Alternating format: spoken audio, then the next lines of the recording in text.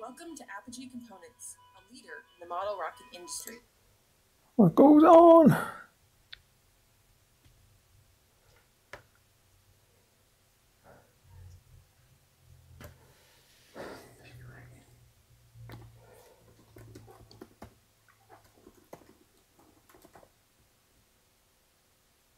There we go.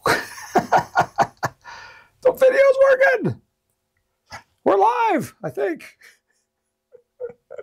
I have no idea.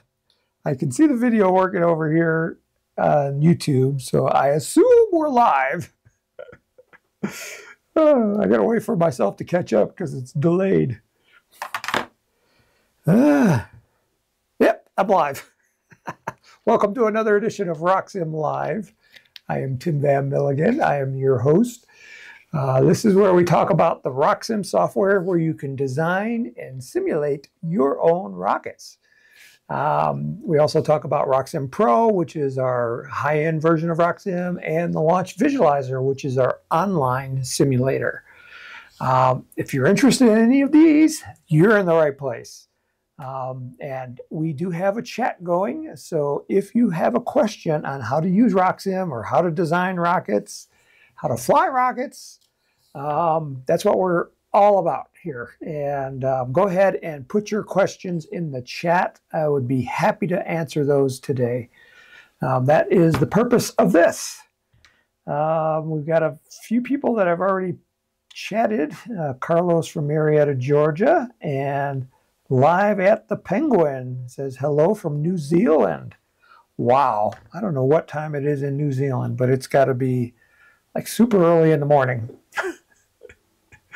And we have Sturko3 here, and he says, hi, Tim. And I think he sent me a question via email, so hopefully I can answer that one.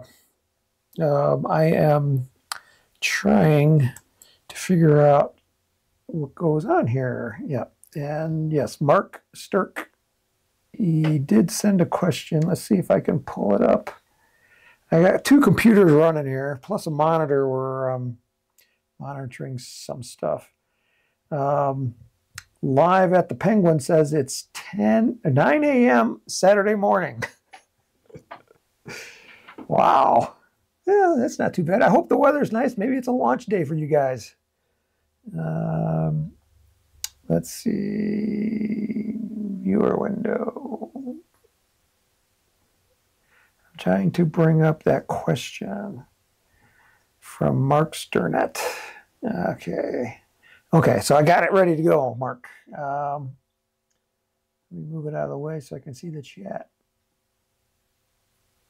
Okay, so like I said, if you have questions on RockSim, go ahead and fire them off to me, and I will try to answer them as best that I can.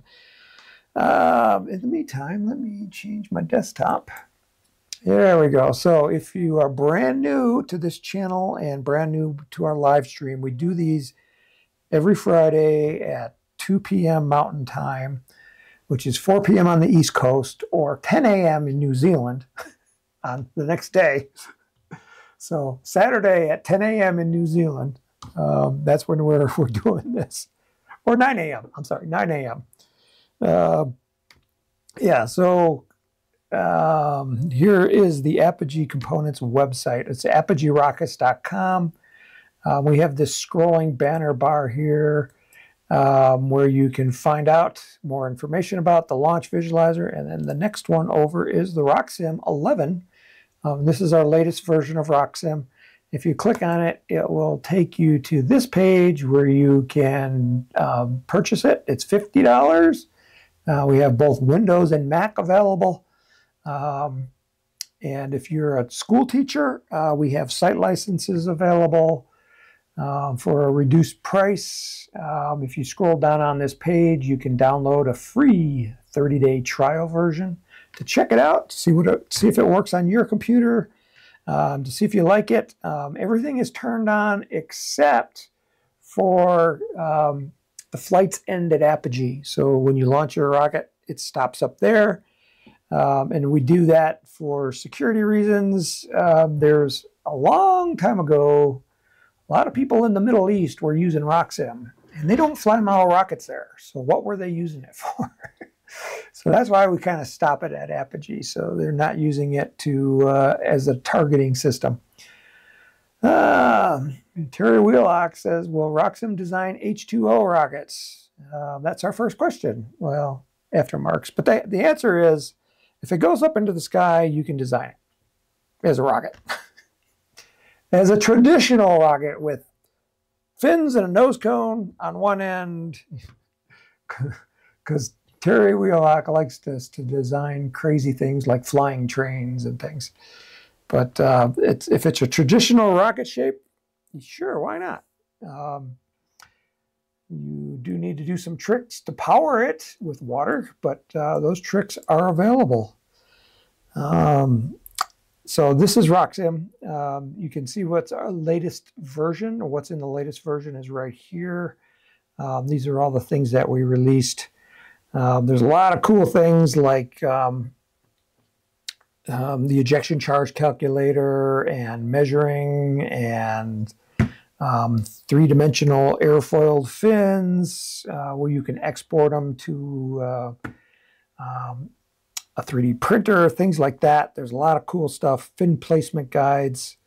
Yeah, we added a lot of new stuff into version 11. If you're not using version 11 yet, what are you waiting for? It's we actually reduced the price too to try to get more people to make that upgrade. So the people that are using version 11 got the bargain. Yeah, so if you're on our website, if you click this little button down here in the left corner, that takes you all the way to the top, and then go to How To and Guides, and then come down here to Software, and you can find more information like the version history, system requirements, FAQs, video tutorials, our archive, which is the RockSim Live training, which is what we're doing right now. That's there as well, so you can see all that. Okay, so let's answer Mark's question. And he emailed and he says, a few weeks ago, I sent a RockSim file for the lock doorknob.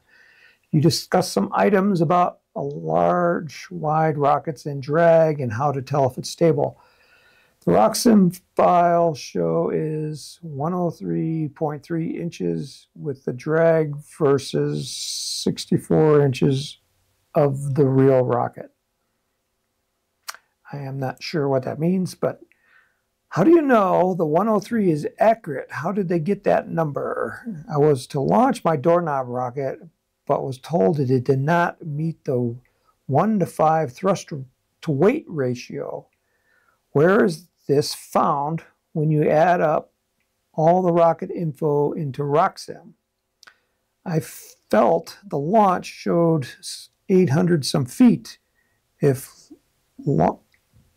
it launched off the rail under 30 miles an hour and said safe. Doorknob, which mine is without any drag shown, will come up as unstable at around 0.7, 0.8. So how do you know which is accurate? There's a lot of questions here, Mark. I could see the under 30 miles per hour for the launch speed, but I entered an 8-foot rail, but they are using a 10-foot rail. So I would have had over 30 miles an hour. So how do you know what speed you need based on your rocket? I saw one ratio I think TARC uses, and it was adding 6 miles an hour to the rail speed for each mile per hour above 5 miles per hour. So a 10 mile per hour wind would require 60 mile per hour launch speed? Question mark, question mark, question mark. Thanks for any information on these items. Oh, one more. The launch visualizer showed the CP and stability number way different than what RockSim showed on the doorknob. So why is this? Okay, there's a lot of questions here. So, let's see, do I have a doorknob? Okay, so I think we have an Estes doorknob. Doorknob rocket. So we open that up and you come down here to RockSim file. You click on that And it brings you to this part of the page where you can download the free trial or the doorknob file. And it was going to download it. And it did download it. And let's open that file folder. And Estes doorknob right there. So there's my Estes doorknob. And I am on the, I don't know where I am. Windows, users, TSDVM, downloads. Okay, so I'm not familiar with my Windows. Let's see if I can drag this onto here. And sure enough, I did. That worked. So if you want a shortcut on Windows, just drag the file onto RockSim and it will open it up. So this is what the doorknob rocket looks like. Let's go here. So here is the doorknob rocket. Our length is 27 inches. It shows the center of pressure right here at 21.79 inches. And let's run a simulation here. So we're going to go up here, prepare for launch. And this is a 29 millimeter motor. So I'm going to choose an engine. And we'll choose a low thrust motor. So I'm going to choose an Apogee F10 with a 8-second delay and click OK there. I'm actually in RockSim Pro. It shouldn't be any different. And flight events, we're going to deploy the parachute at the maximum ejection delay. And our starting state is 60-inch long launch rod. And it's going straight up. Launch guide from vertical is 0, so that means it's straight up. And the azimuth angle says 57 degrees. That means it's a compass direction. So 57 is north is 0, east is 90. So 57 is kind of like northeast, more east than north, because it's greater than 45. And so if you imagine this is a compass that, with north up here and east to the side, this is the direction. But since we're going straight up, it doesn't really matter what direction we're pointed. There's simulation controls. I'll just leave that alone. Launch conditions. This is our launch site. And this kind of tells me this might be Pueblo, Colorado. And the wind table right now, I've got a 5-mile-an-hour wind coming from the 120 direction. So 120, so 90 is east. I'm pointing here to the east. And so 120 is another 30 degrees south of east. So it's east-southeast is where the wind is coming from. It's blowing towards us from that direction. And if I hit flight profile, it should give me a view of the rocket launch. And it's loading things right now. So there's the rocket sitting on the pad. I'm going to go to a trajectory view. And right now my maps aren't loading. Where are my maps? So I can't see anything other than a gray terrain. But I can see the rocket and I can see the trajectory. So we'll launch it. And the rocket's taking off and there's its trajectory. The smoke is coming out of the rocket. You can see down here the close-up view. It's going up. It's arcing over a little bit. Still arcing over. There's our apogee point. And now the parachute is out. And it is drifting down towards the ground, and I'm going to take it all the way down to the ground. All right, so that trajectory, that's a pretty good trajectory. You see this cone right here? That's our weathercocking cone, and I like to see the apogee point inside of that cone. So that tells us the rocket is going straight up, or mostly straight up. So I always look at the flight profile or the launch visualizer first, because it kind of gives you the lay of the land. And I am not seeing the land, but I'm getting the lay part. Okay, so we'll close that. And So we're here back on this screen, and this gives us a summary. We use the F-10-8. The parachute, see the little down arrow? That means that the parachute opened when the rocket was starting to arc over. So it was on its downward trajectory when the parachute opened. The peak altitude was 2,005 feet. Oh, that was the altitude at deployment. The maximum altitude is 2,044. So it lost, 30, 39 feet, which is pretty close to the top. A maximum velocity of 181 miles an hour. Velocity at deployment is here. So one of his questions is, where do you find the thrust to weight ratio or the liftoff speed? There's a couple places to find that information. One is you can double click on that flight simulation, and it will bring up the detailed flight report. And that's what we're seeing here. So, here's our launch conditions, our wind table. Okay, so the launch guide data, the launch guide was 60 inches long.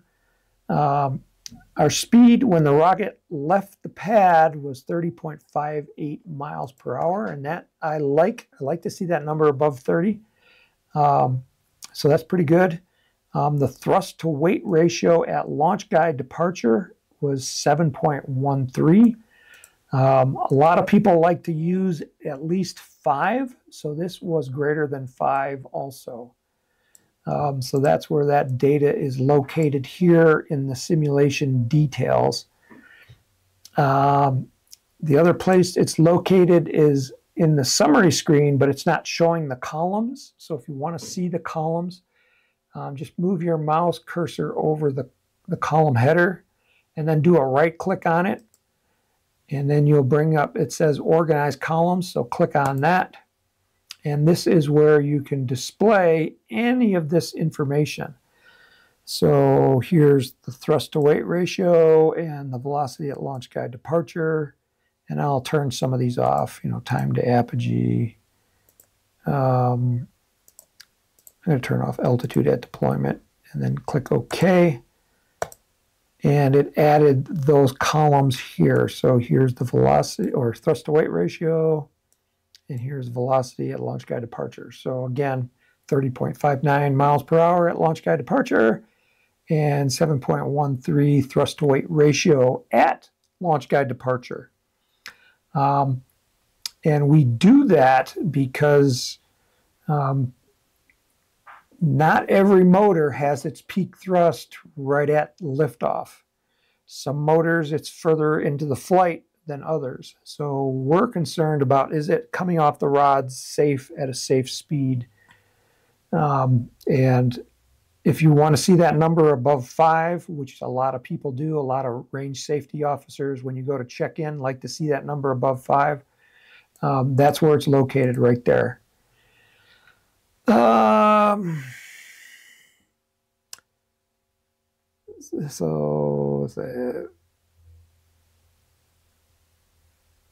So his one question is, if I use the RockSim for 64-inch doorknob, which mine is, without any drag shown, it will come up as unstable at around 0.7, 0.8. So how do I know which is accurate? I do not understand that question at all. I understand that the rocket, it sounds like it's 64 inches long, and his the 0.7, 0.8, maybe he's talking about the margin. So my margin is down here, 0.79, which is in between 0.7, 0.8, which means that the margin is the distance between the center of gravity, which is this symbol right here, and the center of pressure. So that distance divided by the diameter of the tube. So this is like almost 0.8 diameters ahead of the center of pressure. So it's on the marginal side of stability. We like to see that number at least 1. Bigger is better to a point. But 0.79 is, this is an Estes kit. And Estes is very finicky about designing stable rockets. So I'm pretty sure that if you fly the Estes rocket and you're at 0.79 stability, you're okay. We've flown the doorknobs and it flies just fine. So I'd have no problems flying it at this speed.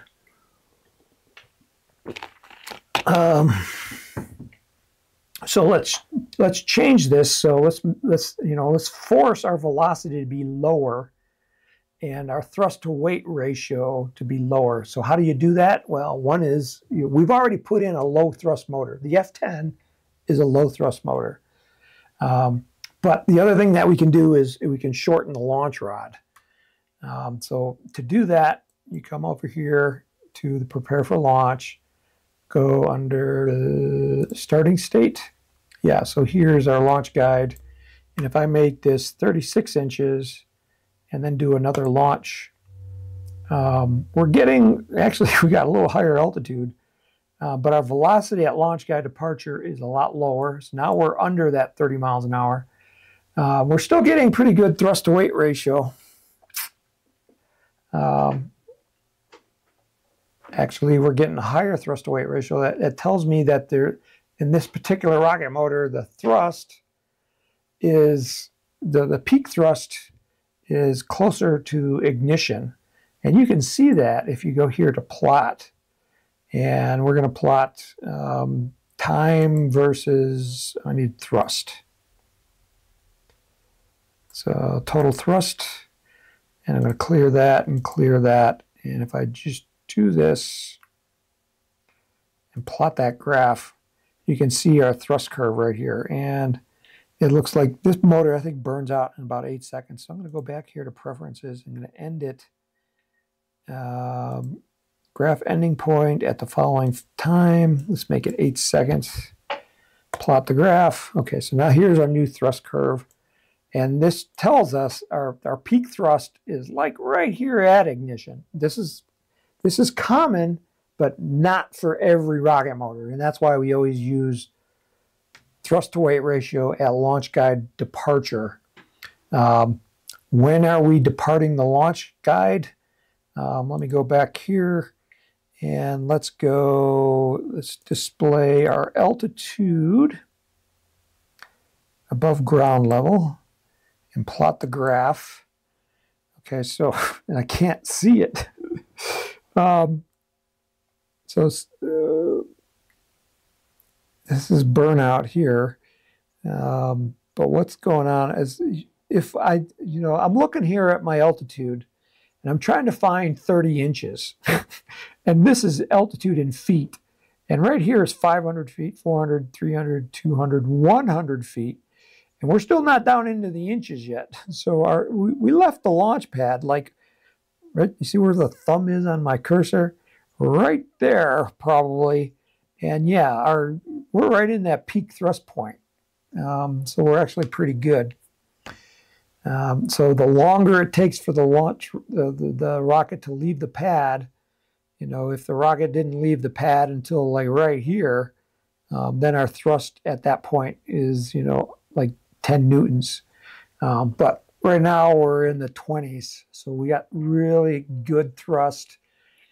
And the rocket's leaving at a pretty good speed. So that's where you would find it.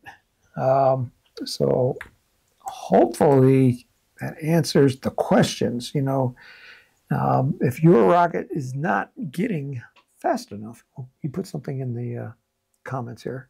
The rocket is 64 inches long, but the RockSim file shows 103 inches. I'm guessing it did a drag equation, but how did they get that into RockSim? How do they come up with 103 to use it for stability? Okay, so this is a lock kit. Let's see if we have that in the RockSim database. So I'm going to go to Program Files. So I'm going on my Windows computer, Program Files, x86, and then we're looking for RockSim. Well, I'm in RockSim Pro, but it'd be in RockSim 10, 11, Pro 3, Pro 4. Go to Designs, and it's Lock Precision, and we're looking for doorknob. So I am not seeing a doorknob kit here, which means I got to go to the internet, and let's go to Lock Precision, go do a Bing search right there. And do they have a search bar in here? There's a search bar right there.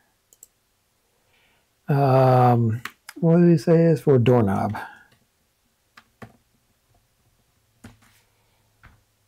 Okay, so here's a doorknob. Quick view, one. There's only one doorknob, so this is the one we're talking about.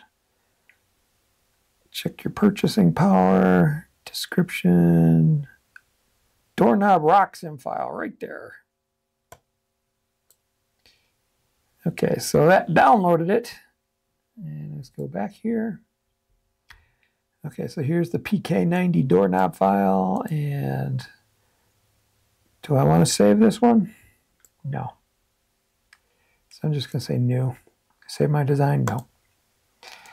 And I'm going to take that PK90 doorknob, just drop it in there. Go back here. Okay, so so it's a length of 103 inches. So what we've got going on here is we got something coming off the back of the rocket. So let's see if we can correct that first. So let's go to rocket design components. Let's go to the fin set. See this fin right here that's rounded? So that is a custom fin. Where these fins right here, they're trapezoid. So why didn't he use a trapezoid fin? Whoever created this file. Let's see if I can find out who made this file. Rocket designers, they didn't even put their name on there. They're so ashamed of their rocket. Okay, so rocket design components. Here's the fin set. Let's edit that fin set. And let's go to the plan points tab. Click on that. And here is our rocket. And I'm going to take that point right there, which is 8.12. It's 8.625. Okay, so that point right there, I'm going to move it. Oops. Undo that. Undo last.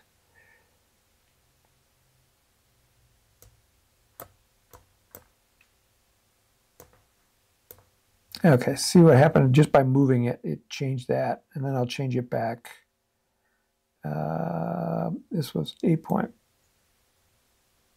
I forgot what that was. Close enough. It was like that. Click OK. All right, so now we got a length of 64 inches. So that answers that question. So why you're seeing 103 was because we have some crazy thing going on with the fins, and we corrected it, and now it's fine. So here's our center of pressure and our center of mass. Let's make these symbols bigger. And to do that, go back here to Rocket Design Attributes.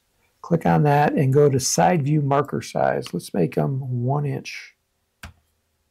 Here's the inches right there, and then hit Enter. And so now you can see them a little better. Let's make them even bigger because they're still hard to see. Okay, so now I can see my center of gravity, center of pressure. And this one, okay, so we got a margin of 1.21. And let's see, flight simulations, they don't have any listed. Let's put a motor in this. Okay, so now it's showing me a 132 millimeter engine mount. That's a big motor. Is that really true? 132 millimeters. I don't think we got any engines that big in our database. Oh, we got an O2000, 2500. VMAX. We'll leave it at plugged. Engine overhang. I'm going to say 0.25 inches. Click OK. And I'll just see what I click OK there. That is definitely not going to fit in that rocket. So I'm looking back here. I think this is the motor mount. So it's definitely not 132. So whoever designed this design, they got some problems out of it. And so one thing is whatever tube that is. So let me click on that tube right there. Can I click on it? I want that tube. I want to see which tube that is. Body tube. Not that tube. Maybe it is that tube.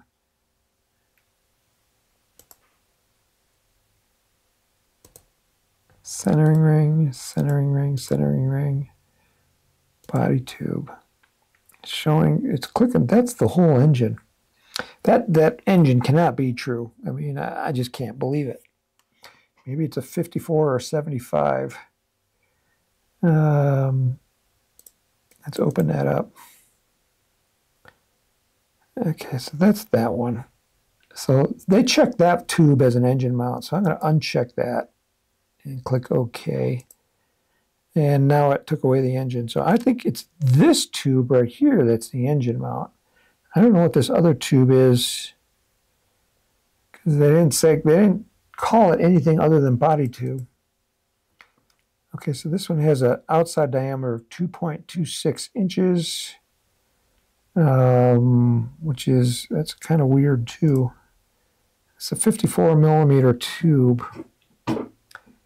Okay, well, we'll call it a 54. And so we checked it as a motor mount.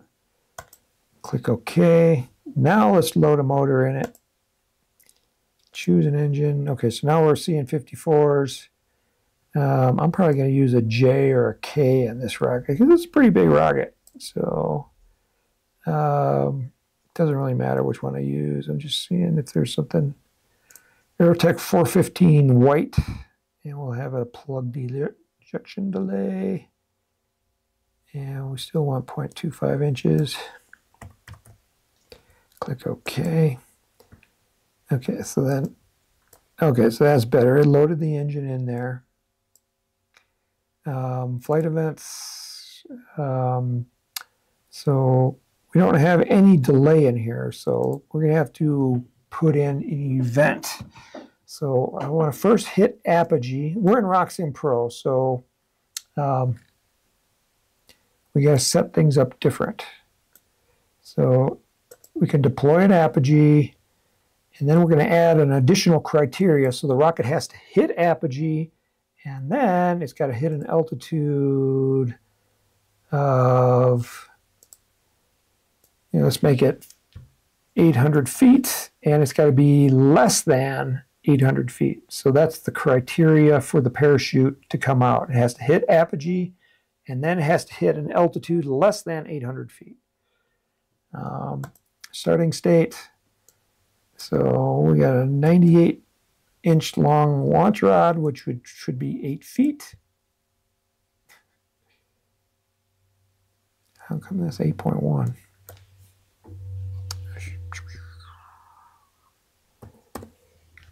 Yeah, 96, not 98.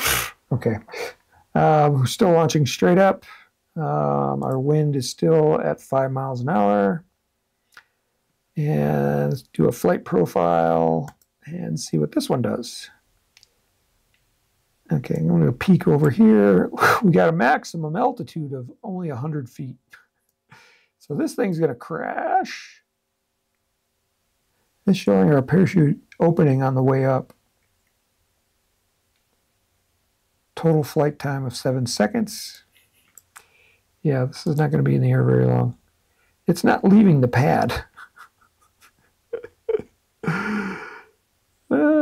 Altitude, I got to 100 feet, and then it came down and deployed. Okay, so the parachute did come out. The altimeter saved us. Why is this rocket not going very high? 29,000 grams. Holy cow. No, 5,000, even 5,000 grams. That's 5 kilos. Why did this not get higher than 100 feet? Let me see. Let's go back here to rocket design components. See if any of these components is like, okay, these are really heavy fins. What's going on there? There's 4 of them.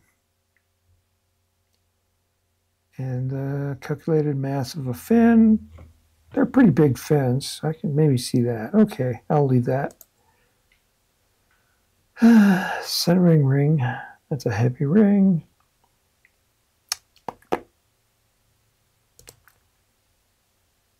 Just seeing if there's any components in here that just look odd. It seems like a heavy rocket. Wow. Okay, so let's launch it on something bigger. Because we're not getting very high even on a J motor. So I'm going to have to go to, it's the biggest motor I can put into this thing. An L990. And let's do a flight profile here. This one's going higher. It's a big rocket. 196 seconds. So now we're getting some altitude. Okay, it looks okay. Let me see here. How do you come up with the 103 for stability? If you just build a rocket in RockSim, it is using the actual 64 inches, and that's when you come up with a margin below 1. Okay, so I'm getting, with this configuration, I'm getting a margin of 0.85. And part of the reason is my motor is hanging in front of the center of mass. So it's actually moving the mass a little bit forward.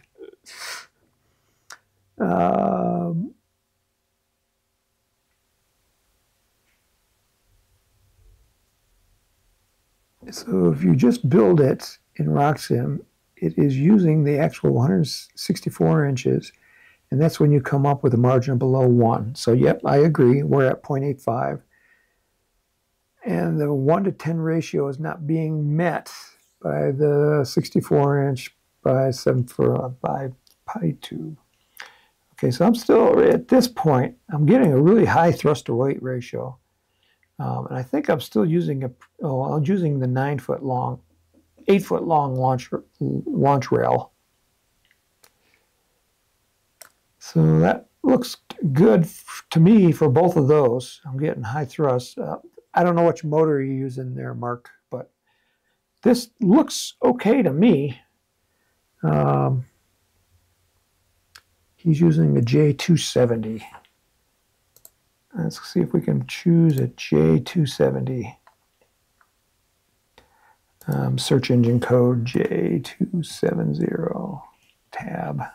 It's a Hypertech motor.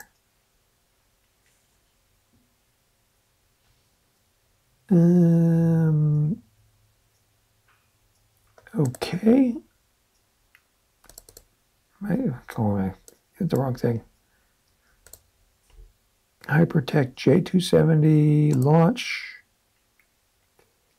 Okay, we're still getting we're getting some okay altitude. It's for such a big rocket, you know, you'd like it to go higher. 1,700 feet. It's got a velocity at launch guide departure of 41 miles per hour, which is still above 30. And the thrust rate ratio is 8. And he says a J270 Aerotech. I didn't find a J270 in there.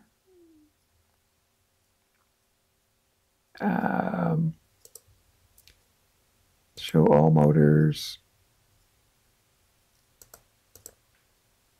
And J250. It's a 54 millimeter. Let's go back to the Apogee site. J270. I got an Aerotech single-use DMS J270. How come that's not in my database? Ah. Okay. So I guess that we could answer that question is how do you load a motor in the database? So let's find it. Okay, so go here to reload engine data under the file menu, and it should bring up this screen. And this lists motors that are in the database. See, it shows it right there. Aerotech HP J270 white. It should be in there.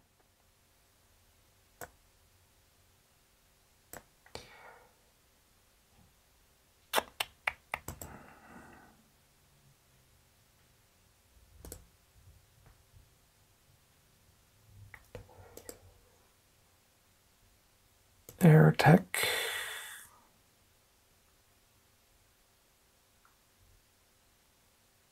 There it is. I found it. And launch. Okay, so now we're getting 5,500 feet. That's better than that J270. It's still a pretty long motor. Okay, my thrust to weight ratio is way down though at 6.13. So let's look at that thrust curve again. So total thrust, and I don't know what, let's plot the graph. Okay, so it's still, honestly, I can't tell what our altitude is here. But we got good thrust here.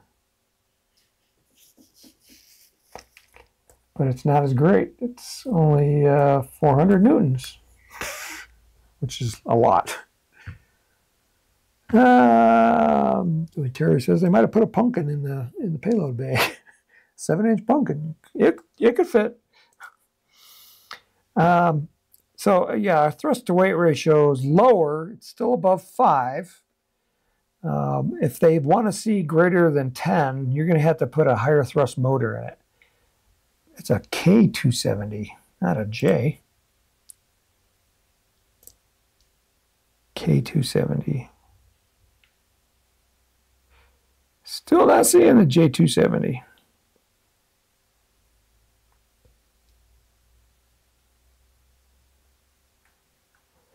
Show all engines.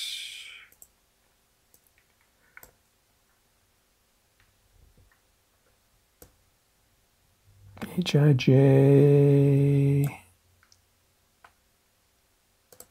There it is. J270 white, 38 millimeter. Let's launch that one. Okay, 1,600 feet. That's better than the 55. Well, I mean, more expected than the 5,500. I thought that was kind of high. Okay, my margin is way up now. I'm still getting a thrust to weight ratio about 6.5. Launch guide, it looks okay. Yeah, I would fly it. Just put it out at the far pad. He says, my chat has been disconnected. Did we get disconnected?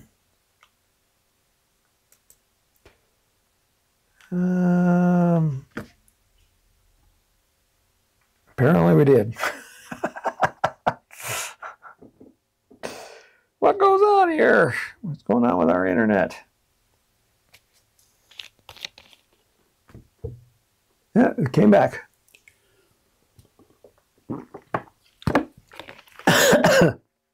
So I would be okay flying this. You know, when we compared the Estes doorknob versus the lock doorknob, we're still getting our margin of stability is approximately in the same spot. So I would be okay with that. Let me go to Rocket Design Components again. Why did they use a fin set that was custom? Terry says my chat is working. Yeah, my internet cut out there for some reason. All right, so any other questions going on?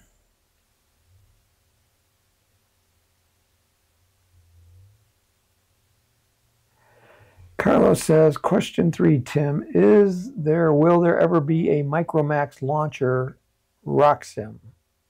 I hope so. I'm not sure what the question means. You can use Micromax in RockSim. Those motors are in there. They should be. Choose an engine. Show all engines.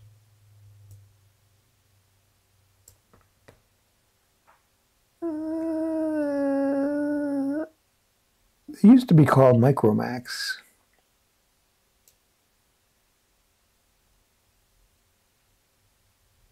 Let's see, diameter filter. This is such a big rocket. Let's sort by diameter. Okay, so yeah, they're in there. If you sort the diameter and show all engines, Micromax. So you can fly them in there. He says that's his third question. Where's the first two? Question 1, to our New Zealand friends, do you have any launch sites defined? And question 2, do rockets spin in the opposite direction? And he says the Coriolis effect, yes, but I couldn't say for sure. Depends on the weather. I got the fins on straight. Yeah, you can make your rocket spin in any direction. It's just how you angle your fins.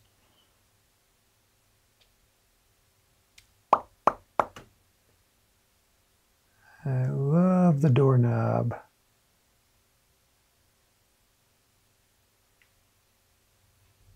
Carlos says, when the admins approve it, look for NZRA Orani in the launch visualizer. I'm the admin, and I don't remember. Did you just submit it? Let me see if I got any emails saying any requests. Oh, look at that. Launch site approval. Okay. I can't approve them here, but at least we can look at it. So the launch visualizer, rocksim.com.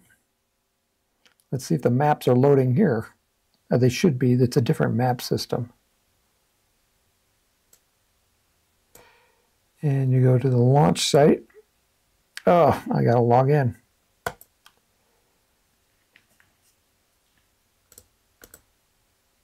Okay, so the coordinates. I don't know what the altitude is.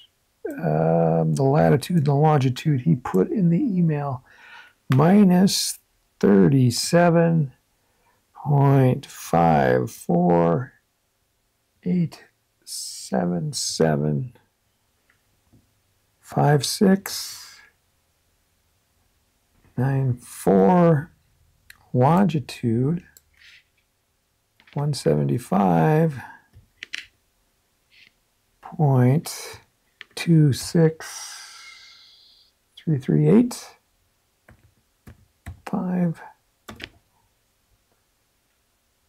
404, and hit tab, and there's my launch site right there. I'm not seeing it. That should be a minus sign right there. That's better. I was probably in the water. Okay, let's look at that in 2D. And looks like a nice wide open flat land right there. Let's zoom out a little bit and see if we can get a better view. All these other things are on the other side of the planet. Ooh, this is on the North Island, right? Yeah. I've got a cousin that lives in Wellington. It's probably the only Van Milligan in the on the island.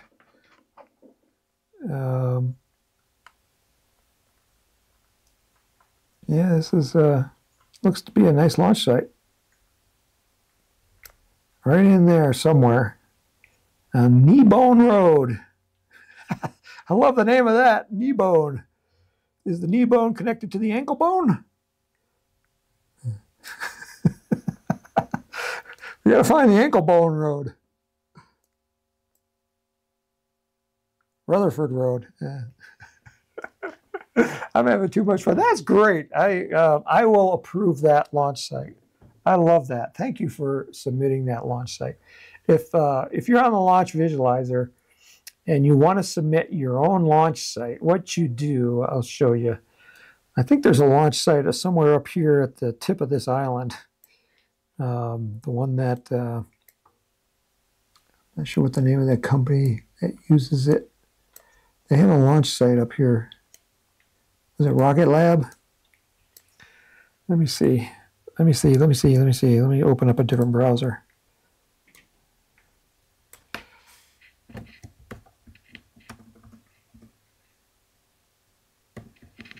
All right, come on. Rocket Lab launch site.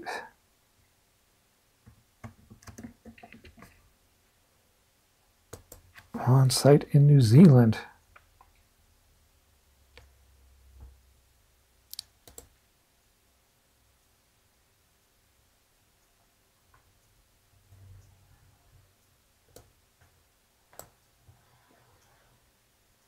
They're on the North Island. It looks to be off the corner of that right there. So let's find it in the launch visualizer. Oops, what did I do? What did I do? So zoom out. And it was it down here? Let me go back to the website. Oops, what did I do? Oop. I gotta get my coordinates straight here.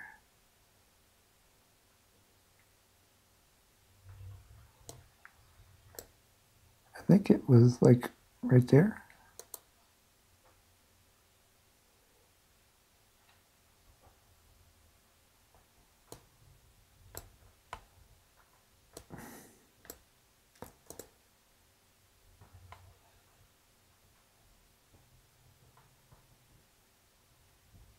It's going to be at the tip of this peninsula here.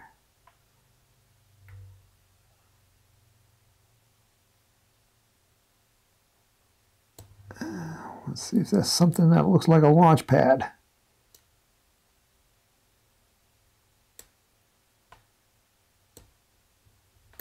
I think it might be right there. Okay, so that's where we're going to put our launch site. So what you do is you double click on it and it drops a pin, and then you do confirm launch site. And what it does is it grabs the latitude and the longitude of that coordinate plus the altitude above sea level. And what you do is you say, save this launch site, and we'll call this launch site Rocket Lab New Zealand, and it's other. It's not a club. Is this the Rocket Club launch site? And I say no. This is a Rocket Labs launch site. And then what you do is you submit, and it saved it to my database. So now we have to share it. So now we go to share. So the first time you're saving it in your local file, like your space on our website. Now to share it with others, we got to come here and I'm going to type in Rocket Lab. Okay, so Rocket Lab New Zealand. And I say make it public.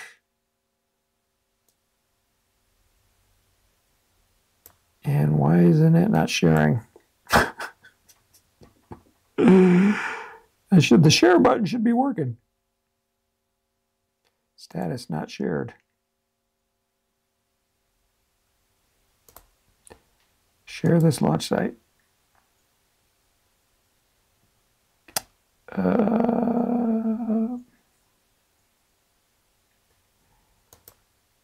Not shared. Okay, here it is. Come on, check that box. Okay, so I found it here in my list of launch sites and I hit share. And so what that does is then it comes to me on my email and it just popped up on my other computer. So let me go and make this. I got to log in over here on this other computer. Let me open up a new tab.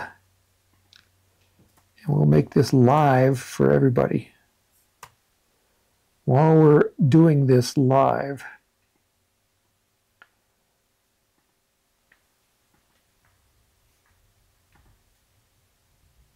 okay,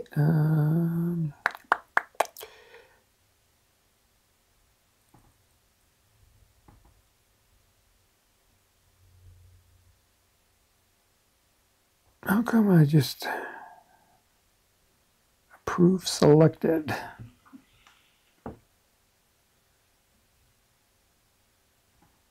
I'm clicking the approve button and nothing's happening.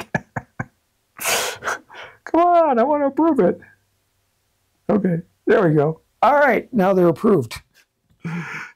So now what you do is you go choose a launch site. And I might have to refresh. Just to refresh, just to make sure it reloads. Okay, so then I go to this. Choose a launch site. And what was the name of his launch site that he said?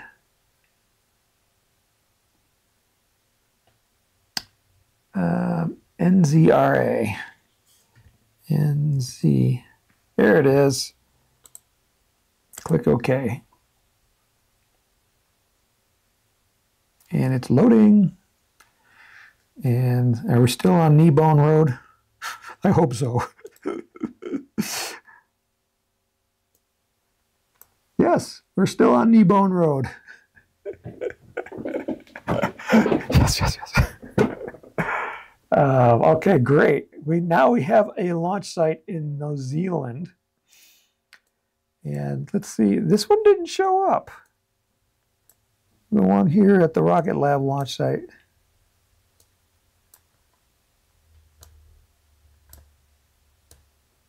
I swear that this was at the tip of the northern tip of the island. It's not. That looks like a launch site to me, like where you would put a pad right there. Cool beans. Yeah, it does look like it's about 300 feet above sea level. It's right on a cliff. This island right here doesn't look, it's got some height to it. Doesn't look like there's anything on that one. It's probably a national park or something. Well, thank you for sharing that. Terry asks, where's Old Zealand at? Well, I know there's a Zeeland, Michigan. But I think Zeeland, Michigan is newer than New Zealand. Okay, well, we're at 3 o'clock. We had a lot of fun today. Let me go to the front camera here. All right, so thank you again for coming. I've got to schedule next week's. Next week it should be here because I think that's in November. Yes, that will be November 4th. We shall be here. Yeah, I'm not planning on going anywhere. I think my daughter has a diving contest on the 11th. So I'm unsure about that one, whether I'll be here or not.